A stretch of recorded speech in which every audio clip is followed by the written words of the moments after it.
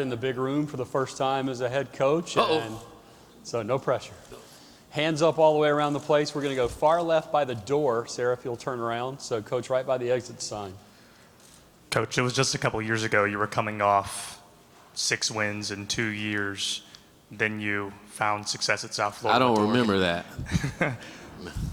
What did you learn then that led to your journey getting here to Tallahassee? What did I learn then? To stick to the plan.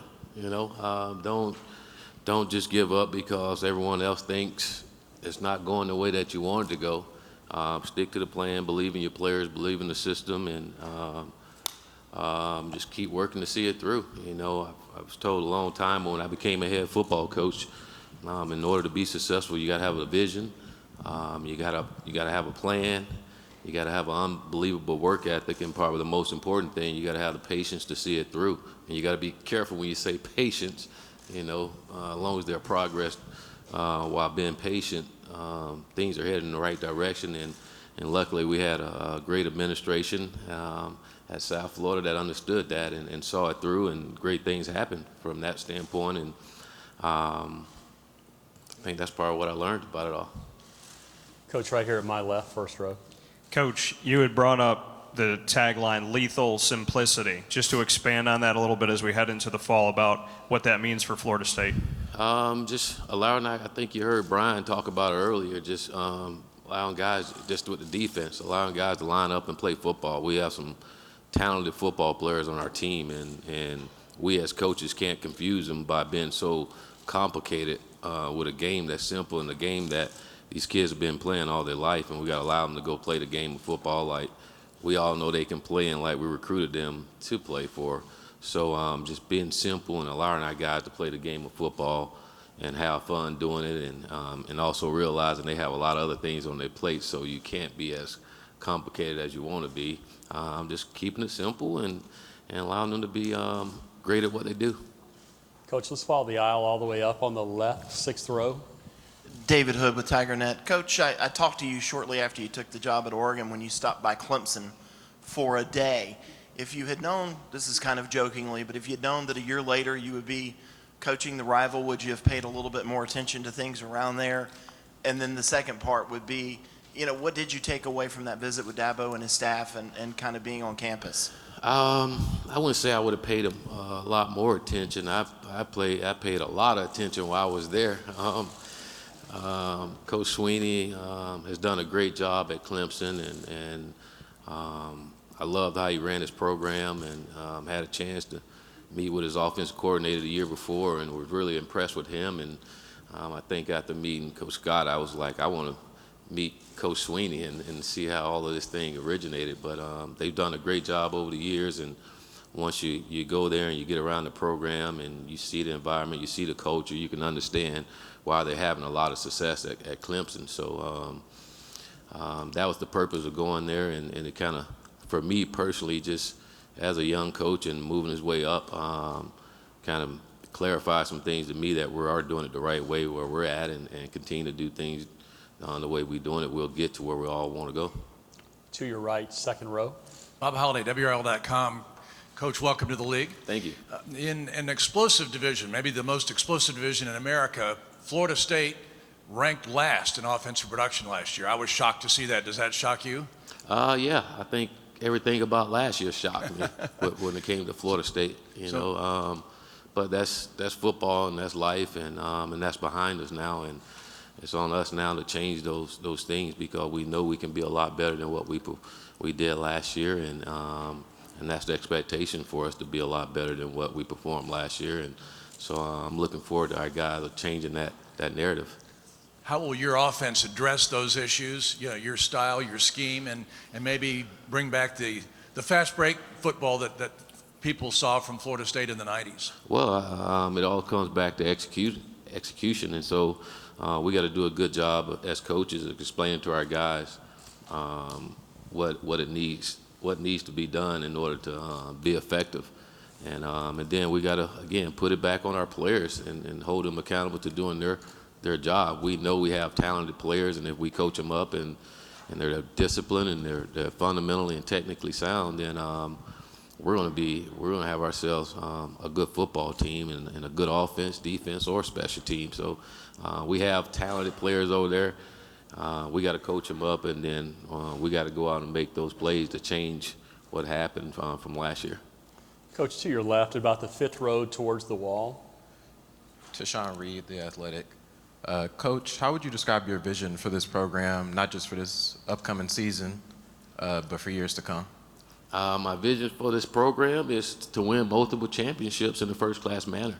That's our vision. That's going to always be our vision, and to me, that's what Florida State is all about, and that's what I grew up watching and loving when it came to Florida State football. Every year they were competing for a championship, and every year they were winning. So that's our goal, that's our vision, and that's why we all come to Florida State University, is to win championships. Coach, your next two questions from the cameras in the very back. First one in the That's a lot of cameras. It is, yeah. Morning, Coach. Aslan Javani with Warchant.com. Was just wondering if you could kind of let us know how does the conversations kind of go in the office to figure out who you're going to bring for ACC Kickoff, and why did you ultimately choose Cam and Brian? There wasn't a lot of conversation. It was just, Coach, who you want to take? And they're probably the last two guys I saw that day and had a great conversation with them. No, but these guys have been stand-up guys for us. They've done everything we've asked them to do. They are exactly what we need when it comes to leadership and guys that represent our football program. And we have plenty of guys, but we're told we only bring two, you know, and that's tough to do. But I don't think anybody would second guess the guys we brought here today. They're guys that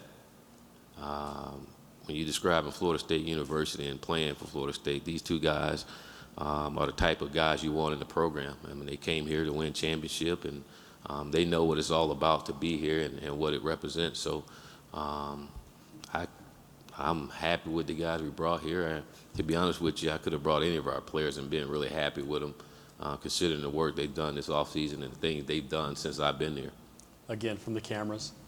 Coach, you're the only new head coach here at ACC Kickoff in 2018, and the league has obviously gotten a lot better over the last 5 years, and it's astronomically better than when Florida State joined the league in 1992.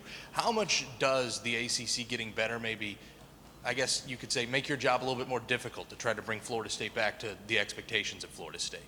I wouldn't necessarily say it makes my job difficult. But I would say it's a great conference, and I mean, I think if you look at it being the only new coach in this conference, and only new coach, and the coach before didn't get fired, it says a lot about this conference and the winning that goes on. And you understand that each and every week you got to come and play your A game, and each and every week you can get beat by any team in this conference. So you got to play your A game, and for us at Florida State, it's not about anybody else. It's about us and about the way we play. So I wouldn't necessarily say it's difficult. It's going to make it more difficult. It's on us to go out and perform and do the things that we know we're capable of doing, and it's on us to go out and earn the respect and get back to the days that we all know Florida State can and should be. To your right in the second row. You want to pick up the tempo with the spread offense. How's that process going? How much faster is it going to look to the fans than last year? And above all, talk about Cam and his suitability for this offense. Tempo, now with our tempo, and I hear people talking about it, it'll be faster than what we've been before. You know, we're not a team that's trying to get 100 plays. You know, we don't do tempo to get 100 plays. We're trying to get explosive plays. You know, and we're going to tempo when we want to, and from that standpoint, so it'll be faster. We won't huddle. You know, so that's going to be a change by itself. But the key is to create explosive plays, and I think that's something we all want, and we have the players to do that. You know, you talk about explosive plays, you got explosive players like Cam. You know, he's a tremendous talent, and if you, as a coach, you got to find ways to get him the football and allow him to do the things that he's capable of doing. And we saw that this past season as a freshman, him doing the things that he did. And again, you only can see that he only can get better, you know, and he will get better. And I'm excited about it.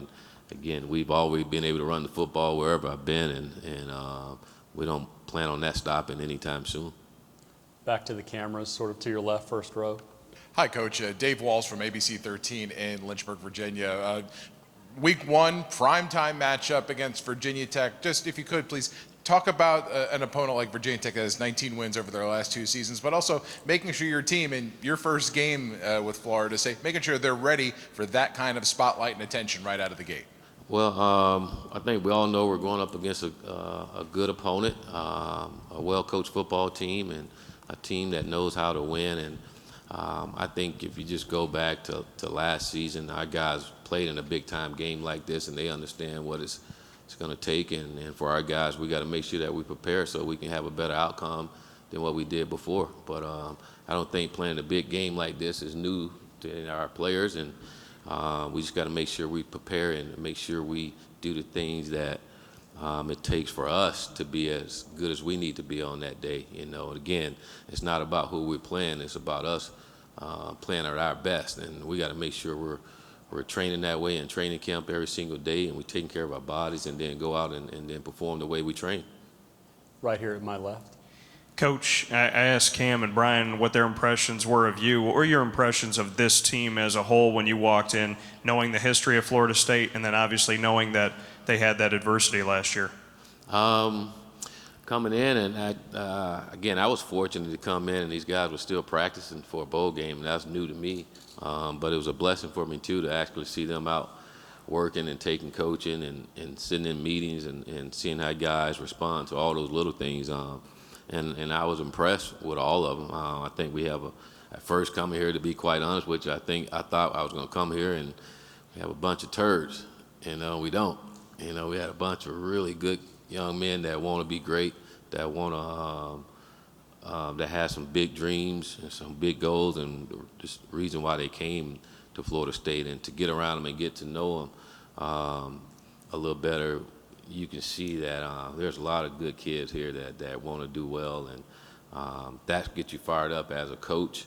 You know, I hadn't had anybody I had to dismiss off the football team, and that says a lot about our players. You know, guys that want to be there and want to be a part of the culture that we're trying to create.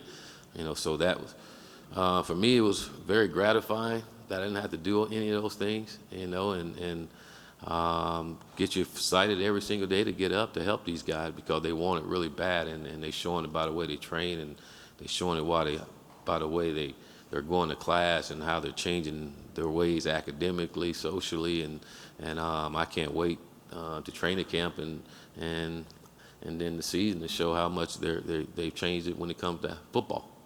Your last question will come from Bob here in the second row.